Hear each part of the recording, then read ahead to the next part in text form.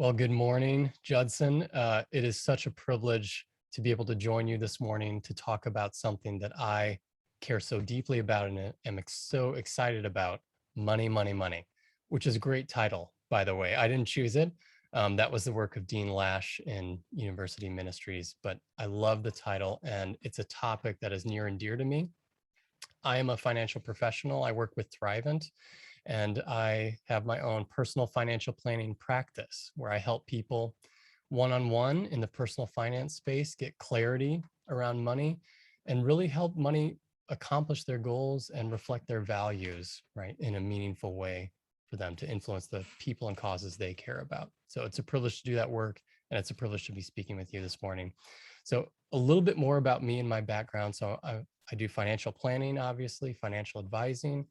So I've got a lot of that left brain going on. I'm a numbers guy for sure.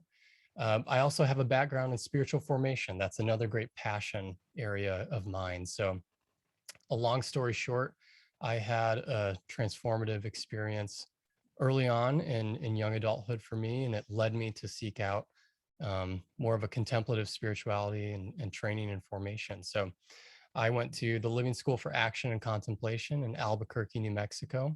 I was fortunate to study there for a couple of years and get a certificate in contemplative spirituality, mainly in the Christian tradition.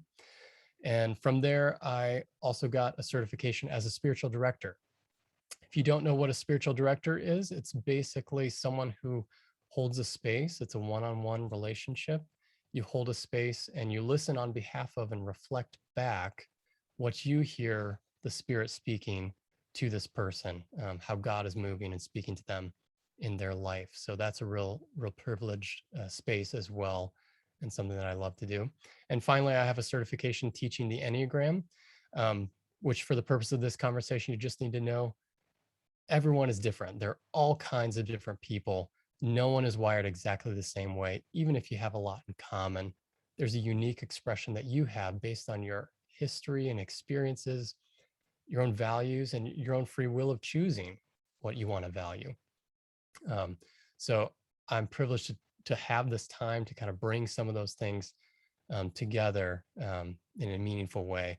Hopefully, it'll offer some insights for you, some guidelines, maybe some principles that might be of value. So, in this two-part talk, we're going to talk about some of those guiding values and principles. And then we're also going to get more practical, perhaps more so in the next talk, more practical about what are things that you can do, what are actionable steps you can take to start engaging with this topic of money. So, money, money, money. I am fascinated by money. Not so much, the paper with the green ink on it, not that, but the meaning attached to money, I find fascinating. Money has emotional weight to it. Perhaps some of you felt that entering the chapel space today, hearing the topic of the talk. Maybe it has positive connotations for some of you. Maybe it's neutral. Maybe there are some real negative connotations, some fear, some anxiety that might come up with the topic of money. Money is full of meaning, and I'm fascinated by the role it plays in our lives, the role it plays in relationships, in society and culture, and the faith component that it has, which you all are working out, obviously, as part of your education and your own journey to figure out what is the meaning for you in all areas, including this area of money. If you were to make a list of the most important things in life, money would not be at the top at all. I fully admit that. It is not the most important thing at all. But you'll be hard pressed to find another topic, perhaps apart from spirituality or worldview, that touches on so many other areas of your life. Money has an effect on so many things, not necessarily a causation always, but definitely a correlation in many areas. So you may be aware or not that money directly affects access to things like education. Okay. So all of you are having your college experience, right, in some way because of money. Maybe like me, you went to college and you took out loans, you had to pay for part of it yourself. I also had help from parents. So I had a trusted, family member who was helping pay, and I was fortunate to get a scholarship. So I had someone else, paying into a fund that then paid for me. But regardless of which of those describes you, someone is paying for this experience. And in that way, kind of indirectly, money is fueling everything about your time, your social connections that you make, your professional connections, relationships you build, your experiences, the spiritual growth or journey that you are on right now, um, and including your degree and the topics you choose to study and so on. So money has this wide impact. It affects things like education, access to healthcare, the zip code you live in, where you live, how much time off you get, the number and quality of vacations you can enjoy. It affects things like divorce rates. It even has been shown to have a correlation with longevity, how long you live. It even has some impact or correlation, I should say, with the number of years you have. So it's not the most important thing at all. Here at Thrivent, we always say money is a tool, not a goal. Money is a tool, not a goal. And we're going to talk more about that here this morning. But it does have a wide-ranging impact, and that's partly why I think it's so worthy of our consideration, our intentionality, and our engagement with the topic. You might see this wide-ranging impact as maybe a vice, right? Like it's too much correlation. There's too much going on with money impacting all these areas of life. Isn't that bad? In fact, doesn't scripture have something to say about money being the root of all evil? That's a misquote. You've probably heard that quotation before, if it's a misquotation from scripture.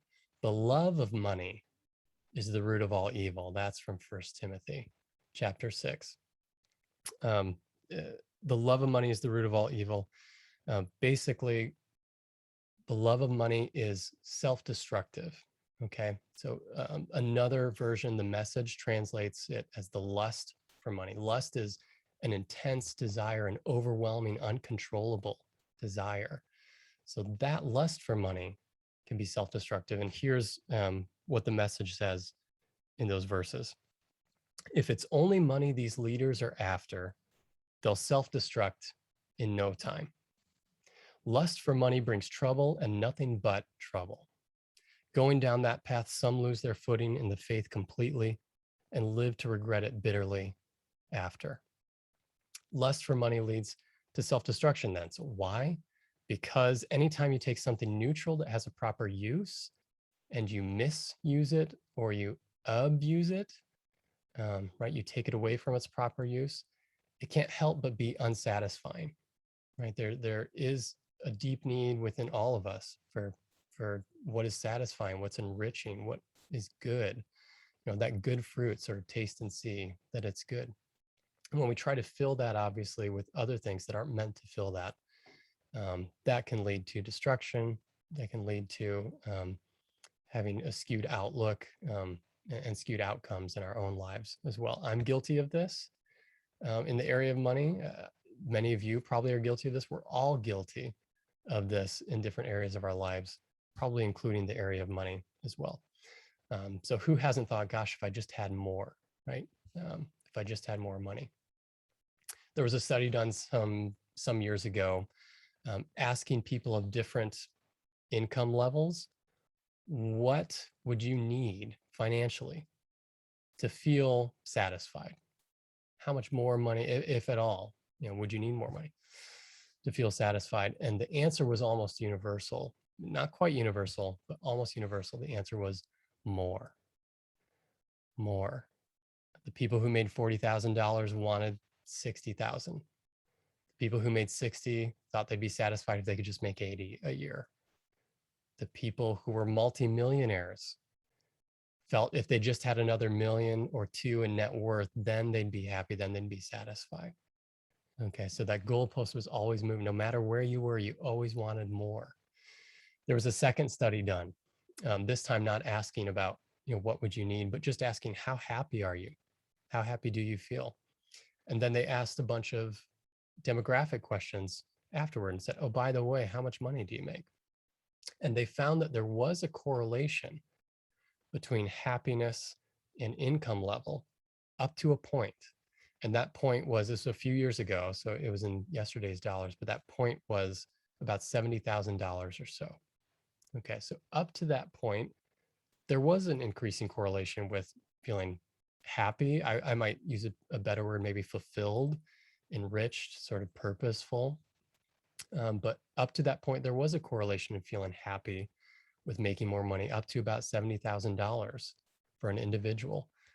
And that is plain to see if we stop and think about it, right? Because money does affect access to healthcare, how stressed you are, if you get time off, those sorts of things. Yeah, it is hard if you're making $20,000 a year, um, to not be fully fulfilled, right? To have all of those stressors constantly, be working multiple jobs and so on. But up to that point, the people who made $90,000 weren't, for example, 30% happier than the people who made 70. And the people who made $1 million a year weren't like 10 times happier than the people who made 70. There was no discernible correlation after that point between making more money and being more satisfied in your life. So what can we take from these two studies? My personal, not professional, but my personal take on that is that if you always are desiring more, there's no end to that kind of craving, right? If you don't know what is enough, there's no end to that kind of craving when it comes to money. So again, money is a beautiful thing. It has a use and an abuse. In my own tradition of Catholicism, we'd say everything has a use or an abuse. And so when it's used properly, when it's stewarded, when it fuels things like connection and meaning and community, compassion, and so on, it can be a wonderful thing. And when it gets us off track, as it is prone to do, clearly, then it can be a burden, right? Money can be a burden for us. So I'm fascinated by money. I'm fascinated by the meaning we attach to it. And I want to take you through some basics, right? Some of an overview of some budgeting basics. How might we start to engage and think about our money? How might we start to exert some intentionality to that rather than kind of just going on autopilot, either controlling us or us caring too little about that? How might we use money to serve us and our mission, our vocation, our calling on our life for connection with others? So I'm going to share my screen with that, share at least some of these slides here. So budgeting, what matters most to you? And budget is a reflection, right, of value for many of us. So even if you don't have a written budget, right, all of you probably have some sort of income, even if it's just your loans, right, which you're then going back out to the college or directly to the university. All of us have some sort of budget, which is just to say money's coming in, money's going out in some sense. We might not have a plan for that. It might be kind of on that autopilot, or we might have a very specific defined plan where we're bringing a lot of intentionality to that. But all of us have a budget. It's just a matter of if you know it, right? Do you know where that money's going? And more importantly, what values is as you're spending reflecting, right? The way you spend your time reflects your values. The way you spend money is the same way. It's a limited resource, and where it goes, matters. So I want you to think about, going on a vacation, right? Most of us would plan to go on a trip if we were to do that. There was a great scene in this movie, Yes Man, with Jim Carrey, and he is trying to be more spontaneous. So he just goes to the airport, picks the next available flight out, and decides to go on that flight. And it's going to Nebraska, just a random destination. Most of us don't do that, right? Most of us actually bring some intentionality to it. We plan where we want to go, how long we want to stay. We think about what we might need to enjoy our time there, right? Do I need sunglasses and sandals? Do I need a coat, scarf, and hat? What's going to make me comfortable or enjoy my time there? How do I maximize that? And most of us would pack sort of a suitcase inside of which we would want to fit everything we need for that journey. A budget is like that suitcase, right? A budget is like the suitcase where you are trying to fit within that suitcase, that plan, that container, what you need to accomplish your goal, to go to your destination, to get where you want to go in life. So there are different steps that we could talk about. We'll talk about very briefly avoiding budgeting obstacles, understanding your priorities, daring to set goals, understanding your spending, and the secret to success. One secret to success here. Just a little stat, 40% of Americans have created a budget. That means that 60% haven't, right? And you all are in a different stage of life as students. I get that. Very conscious of that.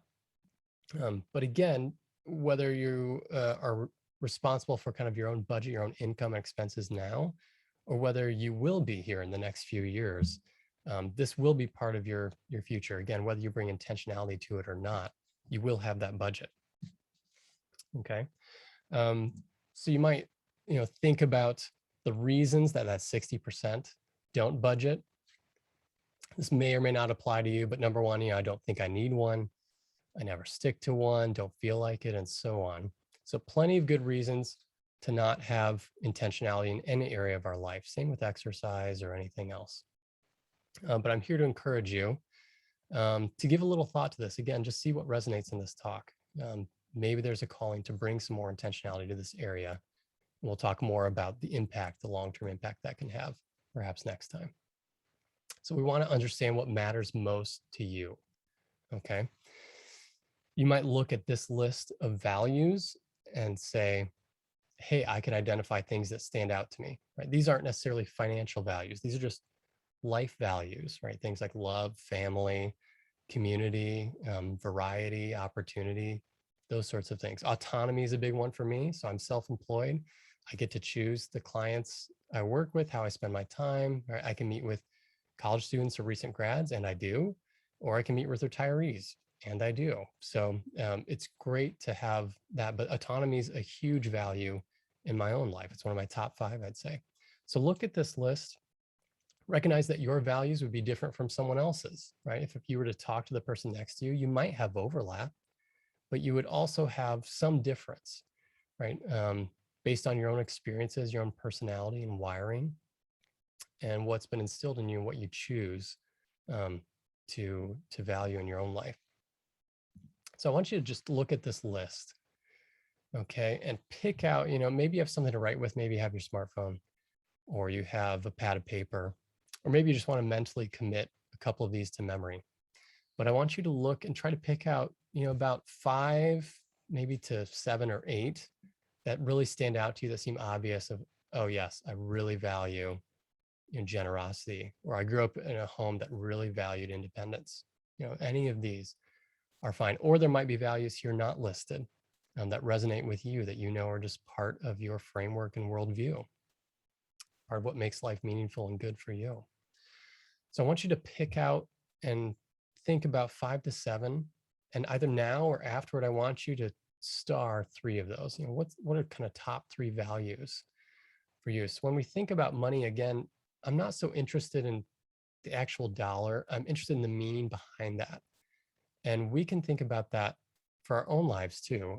Whatever we're doing financially, we're spending money on college or something else. We want to save up for a car. We want to save up for that trip after graduation. We want to get our own place. We want to move to this city. Whatever money's fueling, right? There's a value behind that. Money's just kind of a placeholder. So I want you to try to get more in touch with those values and to recognize that there is a value behind how you spend your money on a day-to-day basis. Okay. Number 2, we want to set goals. We want to set goals. As you're thinking about setting goals, you may have heard that a goal without a plan is just a wish. Okay. So I have clients I met with recently who they said, we are renting right now. We want to buy a house in the next few years. I said, okay, great. What do you want to spend? I'm just curious. Probably about $750,000. I said, okay, all right. And how much do you have saved now? Probably about $3,000. I said, okay. And you don't have to be a numbers guy like me to realize that there's quite a gap between 3,000 and 750, even with a mortgage. And so I said, how much are you saving a month? They said, Probably about $200 a month. Okay. And so there's a big gap saving $200 a month to try to get to 75,000 or 150,000 to put on a down payment. So again, a goal without a plan is really just kind of a wish. Okay. So that's what we're trying to avoid. We're trying to bring more intentionality to our decisions than that. And here's a framework that you can use for goals. It's not specific to finances. You could use this, and may have heard of it already. You could use this in any area of your life where you want to bring a goal and have a change. But we can use it here with finances, right? So a goal should be specific. So not just I want a different place to live, but I want this kind of a house in this area, or I want to take a trip to this country after graduation. Okay, so specific, measurable. Okay, can you quantify that? Can you tell that you've made it or not? Achievable. And sometimes another word is realistic for A. R is results based or results oriented. And finally, timed. So I want to accomplish this by next month. I want to accomplish this in the next 2 years. Okay, it has to have some sort of timeline. Otherwise, it just keeps getting pushed out. So specific, measurable, achievable, results-based, and time. That's a SMART goal. And there's a lot of research done to show the effectiveness of this model, right? People who use things like this actually write down their goals are much more likely to achieve them than people who just kind of mentally think about it. Okay, so what's a small goal that you might achieve, financially, as you're thinking about your values, the intentionality you want to bring, maybe something in your life financially that hasn't quite been sitting right, or you need to address, but you've been kind of putting it off. You can start small. I think small is better anytime you're working on a new skill, right? Using that small goal, having something achievable. We're wired for quick wins, so get the small ones in first. It'll carry you farther. Step 3 of 4, we want to understand our spending. You may have a great idea of this. You may have no idea of what that looks like. This is just kind of an average spending. Again, you're in a different life stage, but understand, where's that money going? Is most of it going to, eat out the money I do have? Am I eating out? Am I saving anything? Am I saving for the books I'll need next semester? Am I covering car payments and so on? Okay, and I'm going to just stop sharing here briefly. But set a small goal. Have the courage to look into where your money might be going, or at least think about that. I'm throwing a lot of action items at you, but I want one or two to resonate with you that you can take and give some further thought to over the next couple days or week or so. But see what intentionality you can bring to that for yourself, and how you might want to change things. Where are you spending? What does that look like? Okay. Next, we want to look at income and expenses, and do you have money left over? So whenever you're in a situation where you have income and expenses, right? Maybe you have a job, you're out of school, maybe that's right now, you're managing your own monthly expenses, but you want to spend less than you make.